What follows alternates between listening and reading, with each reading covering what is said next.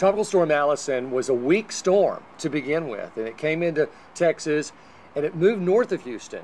And then after another day or two, it started to move very slowly to the southwest of Houston. So here it is, parked southwest of Houston.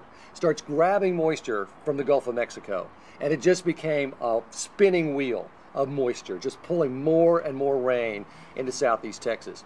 It started raining on a Friday about 4 o'clock in the afternoon, and it didn't stop until 4 o'clock in the morning the next day. 12 hours of solid rain, and in some cases as much as 3 inches per hour. So it's coming down in sheets. You can't see anything in front of you. It's coming right across the yard and across the patio, and right to this edge here is where the water came. So this whole backyard was covered. Thank goodness it stopped. And of course, I didn't have any flood insurance. So I'm thinking just one more hour of rain and I'm in trouble. Neighbors who had a newer home and built a little higher were going through the same thing. Their homes were also becoming islands. Those people who, like me, living right around this neighborhood, thought they weren't in a high-risk flood area, and they got flooded, and their homes got ruined. I'm a television meteorologist. I know what flooding can do. I've studied it, I've seen the devastation that flooding can cause, but because I am not here in Houston in what we call a high-risk flood area, I didn't have flood insurance. I just had the regular homeowners. That doesn't cover you for flood. So here I am on television all night long telling people that the flood is coming, and I myself am making deals with higher powers because I don't have flood insurance. The next day, I called my agent. When Frank called and asked me about flood insurance, I thought to myself, well, isn't that kind of strange? Here we have one of our #1 meteorologists in the area giving information to the public about a hurricane or tropical storm, and this man doesn't have flood insurance?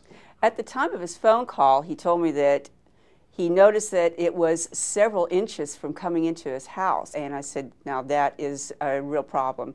We need to make sure that we protect your house. After my close call with Allison, I'll never own a home again that does not have flood insurance.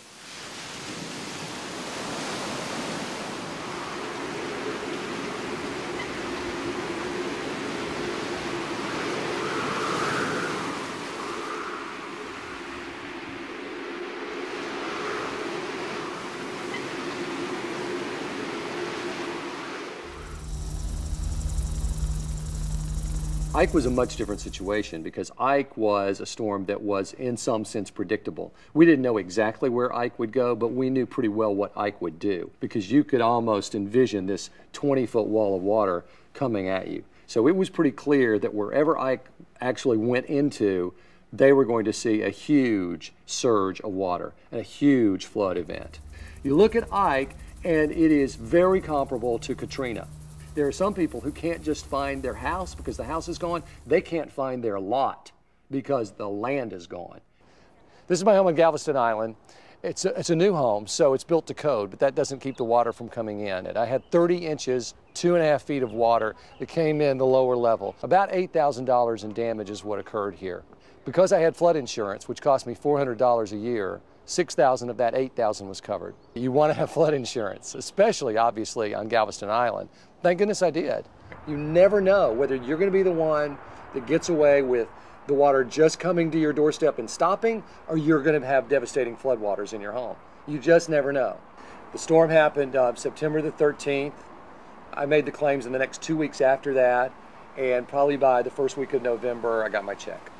And you hope you never have to call your insurance agent except to say hello and happy birthday. But if it does happen to you, you want to have an agent to call. You want to have that insurance policy on your side.